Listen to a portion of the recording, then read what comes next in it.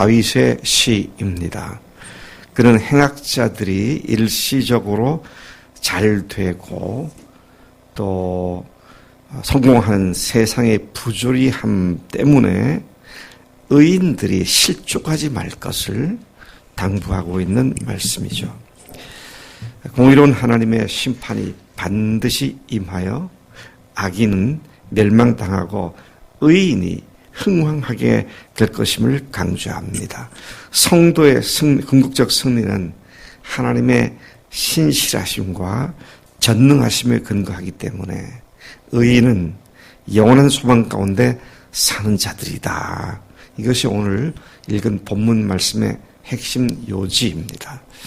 1절부터 2절까지가 악인의 일시적 성공과 번영을 부러워하지 말고 불평하지도 말고 그들은 곧 멸망할 것이기 때문에 그렇게 하지 말라. 3절부터 6절까지는 의인은 선을 행하고 주를 의지한다. 7절부터 11절까지는 악인이 형통해도 의인은 참고 기다려야 한다. 그들은 없어질 것이며 의인은 땅을 찾아야 평화를 누리게 되기 때문이다.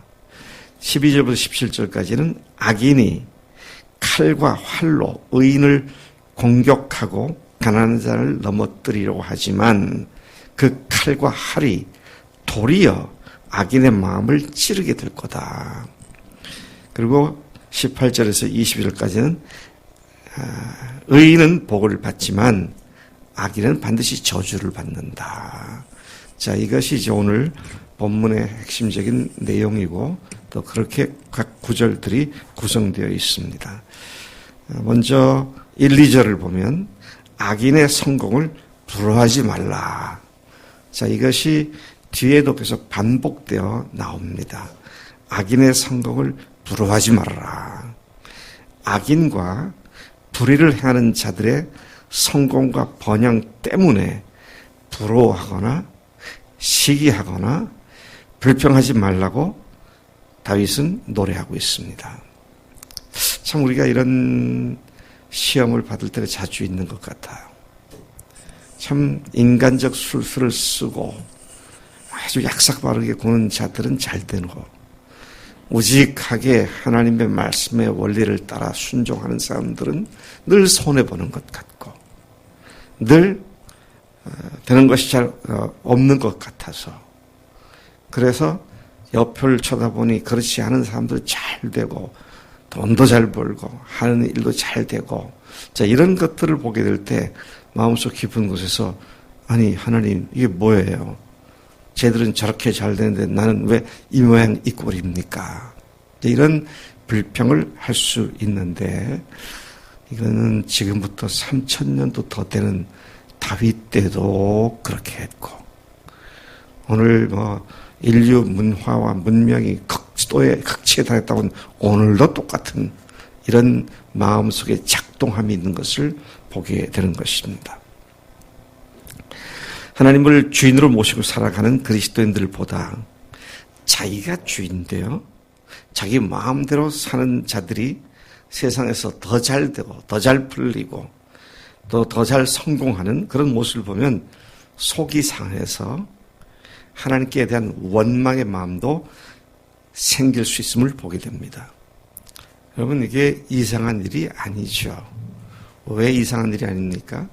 이 세상 권세를 잡은 자가 마귀이기 때문에 일시적으로 그가 자기가 세상 것을 자기 것으로 취하고 그걸 가지고 사람들을 유혹하기 때문에 심지어 예수님이 오셨을 때도 예수님도 마귀가 세상 부귀영화를 보여주며 한 번만 나한테 엎드려 절해라. 이걸 다 네게 주겠다. 이 마귀란 놈이 얼마나 악독한지 예수님조차도 시험을 했는데 오늘 우리가 시험 받는 건 일도 아니죠. 이상한 일이 아니라는 겁니다. 자, 그런데 거기에 대해서 불평하지 말아라. 그런 말씀을 하고 있습니다. 왜 그러느냐?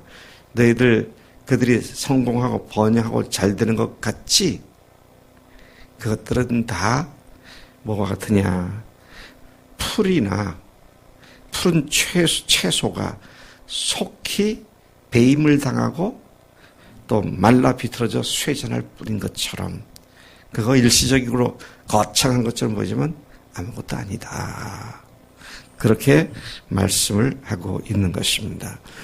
자, 그래서 3절부터 6절까지를 보면 무슨 일이든지 그분만 의뢰하고 선을 행하고 그의 성실을 먹거리로 삼아라. 참 제가 어제 이 말씀 보다 깜짝 놀랐어요. 우리의 먹거리가 하나님의 성실이다. 무슨 말입니까? 먹거리는 우리로 살게 하는 양식이잖아요. 우리가 주님 앞에서 넘어져서 잘못을 한다 할지라도 하나님께서는 우리를 향하여 약속하신 구원과 사랑과 우리를 끝까지 떠나지 않고 지키신다고 하는 그 약속을 우리의 어떠함에도 불구하고 성실히 지키시기 때문에 오늘 우리가 이 시간도 진멸되지 않고 살아있는 줄로 믿습니다. 우리 어제도 말씀드렸습니다만 예레미야 애가 3장 22, 23절이 하나님의 자비와 긍휼이 무궁하심으로 우리가 진멸되지 아니함이니이다. 이것이 아침마다 새로우니 주의 성실이 크도소이다. 주님의 성실이 우리의 삶을 살게 해주는 우리의 먹거리가 된다. 참 놀라운 표현이구나. 그러니 죄 안 짓고 아주 의롭게 깨끗하게 사는 사람은 없어요. 네. 앞으로도 그렇게 못 살아요. 그런데도 우리가 살 수 있는 이유는 하나님의 성실하심 때문이죠. 그러니까 그분의 진실하심과 성실함에 의지할 수밖에 없는 것이 우리 인간이죠. 그분의 성실함을 의지하고 사는 것이 바로 우리의 먹거리다. 이거 아니면 벌써 굶어 죽었습니다. 그러면 말라 비틀어져서 채소같이 풀같이 쇠잔하고 말았을 것인데 오늘도 그래서 예레미야가 뭐라고 말하면 이것이 아침마다 새로우니 주의 성실이 크도소이다. 매일매일의 성실하심이 우리의 삶의 먹거리가 된다. 이런 표현으로 이해가 됩니다. 다시 7절 죄송합니다. 그렇게 말씀을 하고 난 뒤에 4절 이하에 보니까 여호와를 기뻐하면 그분이 내 마음의 소원을 이루어 주시며. 여러분 우리가 주님께 기도를 드리고 소원을 가지고 아뢰는데 그 전제 조건으로 지난주 제가 주보 컬럼에 쓴 것처럼 우리들의 성결함, 깨끗함, 순결함, 죄로부터 깨끗해지는 것과 오늘 여기에서 보니까 하나님을 기뻐하는 것이 우리 기도의 전제 조건이 된다. 기도하는데 하나님께 그냥 아무렇게 툭툭 내뱉고 아니라 주님을 기뻐하여 주님을 의지하며 순전한 마음으로 엎드릴 때 내 소원을 마음의 소원을 이루어 주신다. 그래서 여러분 얼마 전에도 보니까 다윗이 그랬죠. 내가 여호와의 집에서 하나님의 아름다움을 보며 그렇게 살기를 한 가지 평생 기도입니다. 여호와를 하나님의 아름다움을 기뻐하는 것. 오늘 같은 말씀이죠. 여호와를 기뻐하는 것. 주님 때문에 감격이 되고 감동이 되어 하나님 앞에 그 기쁨으로 나가 기도하는 이것이 소원을 이루어 주시는 전제 조건이 된다. 그렇게 말을 하고 있습니다. 길을 여호와께 맡기고 의지하면 그가 이루신다. 의지하고 맡기는 것. 이건 너무 쉬운 거예요. 근데 내가 주인 되면 그게 안 되잖아요. 내가 뭔가 어떻게 해야 될 것 같고, 내가 놓으면 다 끝장날 것 같고, 근데 주님은 놓으라 그러시죠. 우리 박 전사님 한번 얘기해 봅시다. 성준이가 어렸을 때, 지금도 어리지만 더 어렸을 때, 과도나 칼을 들고 있으면 어떻게 해요? 얼른 뺐죠. 놓으라 그러고. 근데 애들은 또 지가 좋아서 가진 것도 안 놔. 뺏기면 울고 불고 난리가 치는데, 우리가 그렇지 않는가. 주님께서 내게 맡기라는데, 내게 맡긴다는 건 나에게서 떠나가는 거잖아. 내가 놓아버리기 때문에. 그거 놓으면 큰일 날 것처럼. 그렇게 애를 쓰고 붙들려고. 참 하나님께서는 오늘 이 말씀을 통해서 맡기라고. 내가 맡기라고 다시 말씀하십니다. 그러면 그분이 이루시겠다고. 6절 내 의를 빛같이 나타내시며 네 공의를 정오의 빛같이 하실 것이다. 예, 의를 행하기 위해서 불의한 자들의 성공을 부러워하지 않고 주님 앞에 잠잠히 주님께로 나아가는 자, 그들의 빛을 정오의 빛같이 그들의 공의를 드러내시겠다고 그렇게 말씀하시죠.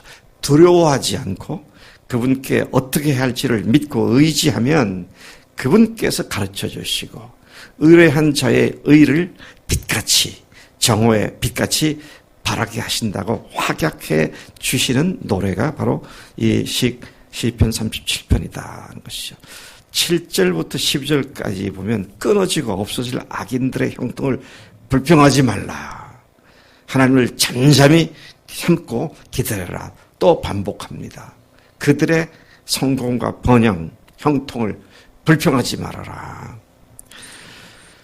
다윗은 믿음의 사람들에게 자기들이 스스로 만든 방법과 악한 꾀로 성취하는 악한 자들의 형통함 때문에 불평하지 말라고 강력하게 노래로 권합니다. 그런 문제로 분을 내고 노하는 것은 오히려 악을 만들 뿐이다. 야, 이거 조심해야 합니다. 참 하나님의 공의를 가지고 악한 자들의 그것을 보니까 너무 속상하고 그들이 더 잘되고 하는 것 때문에 불평하고 원망하고 시비하는 것은 악을 만들 뿐이다. 그래가지고 나아질 것 아무것도 없고 그래가지고 하나님의 의를 이룰 것이 아무것도 없고 오직 악을 만들 뿐이다. 자, 이런 일을 우리가 왜 하겠습니까? 예. 그래 봐야 아무 의미가 없고 유익이 없는데 계속해서 그 말씀하신 걸 봅니다.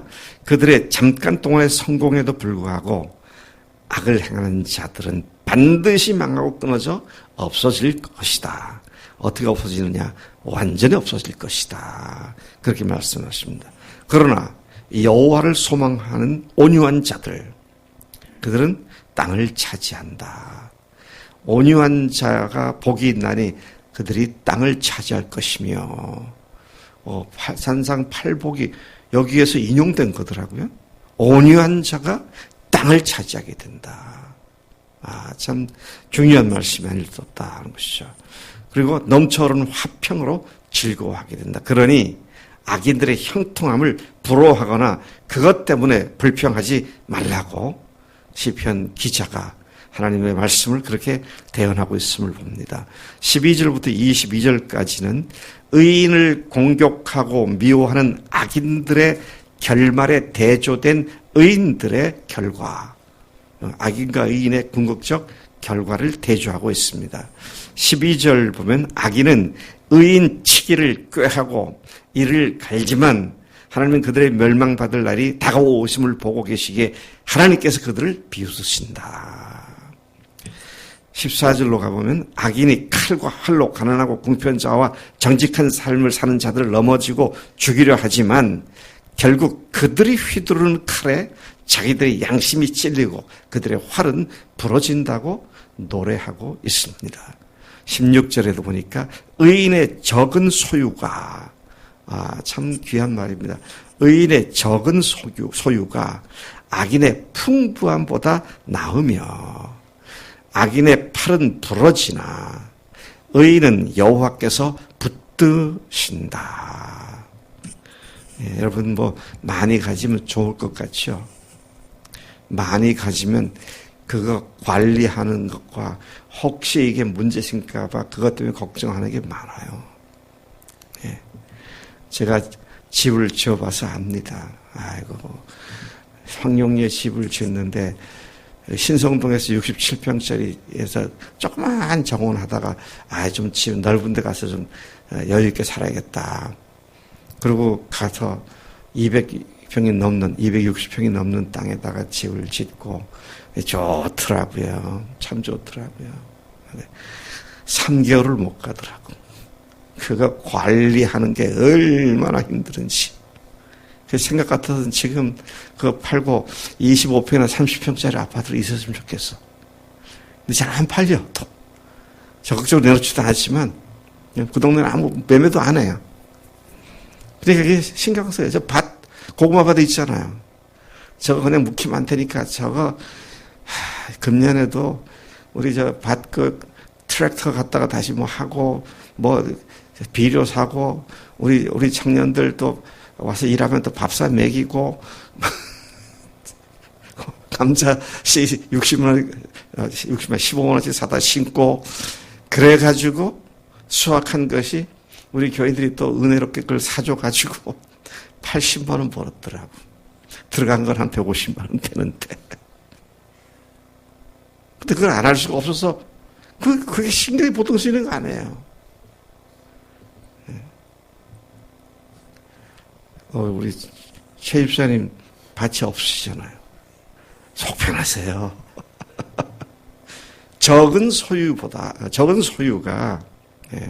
악인의 풍부함보다 낫다. 집이 없으면 어떻습니까? 그래서 내가 박 전사님 집에 가서 아파트에 가서 이렇게 보면 나보다 낫다. 근데 없으면 꼭 있어야겠고, 있으면 관리하기가 너무 힘들고, 이게 다 그래요, 세상 일이. 악인의 팔은 부러지나 의인은 여호와께 붙드시도다. 18절, 여호와께서는 온전한 자가 영원한 유산을 상속받는 날을 아시기 때문에 의인들은 그 환난 날에 부끄러움을 당치 않고 기근의 날에도 풍족할 것이다. 그러나 하나님의 원수들인 악인들은 반드시 멸망하고 불타서 연기가 되어 없어지게 될 것이다. 악인은 꾼 돈을 안 갚지만 의인은 은혜를 베풀고 거저주는 자들이다. 빚을 져놓고도 안 갚는 것이 악인인데 의인은 그냥 빚도 아닌데 그냥 주는 것이 의인이다. 여러분 누구한테 빚을 주지 마시고요. 그냥 주세요. 근데 저는 항상 그렇게 생각합니다. 빚을 주는 게 아니라 그냥 준다. 그런데 이 사람이 경제적인 의타심을 갖게 한다면 그건 더 나쁘다. 그래서 꼭 갚으라고 얘기하죠. 근데 속으로는 안 갚아도 할 수 없지. 그래서 주는 거지. 그렇게 생각을 해요. 여기 계신 분들은 제 비밀을 다 알았으니까 앞으로 그걸 이용해 먹으면 되는데.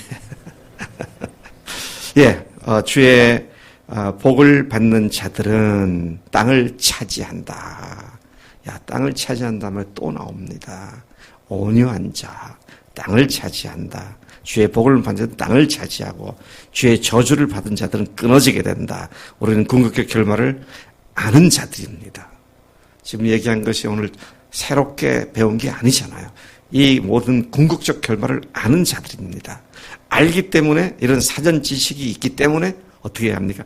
담대히 잠잠히 하나님만 바라보는 그런 우리의 삶이 되고 그런 우리의 의를 빛나게 하는 것이 마땅한 우리의 삶인 줄로 믿습니다. 하나님 아버지 감사합니다. 이 아침에 저희들이 악인의 형통함을 불허하지 말라고 그것 때문에 불평하지 말라고 하나님께서 그렇게 말씀하심을 감사합니다. 그런데 저희들이 그럴 때가 너무 많습니다. 하나님 용서해 주시고 오늘 말씀대로 하나님 참으로 하나님의 성실하심을 먹거리로 삼고 하나님의 의를 바라보되 당장 손해는 같지만 하나님께서 그런 자들에게 땅을 주시고 영원한 유업을 차지하게 하신 줄로 믿고 해같이 정오의 해같이 하나님을 바라본 의를 공의를 빛나게 하실 것을 믿고 당당하게 잠잠하게 하나님만 믿고 의지하고 바라보는 오늘 우리의 삶이 되도록 인도하신 줄로 믿습니다. 그렇게 주님을 의지하고 살겠습니다. 감사합니다. 예수님의 이름으로 기도를 쌉나이다. 아멘. 아멘.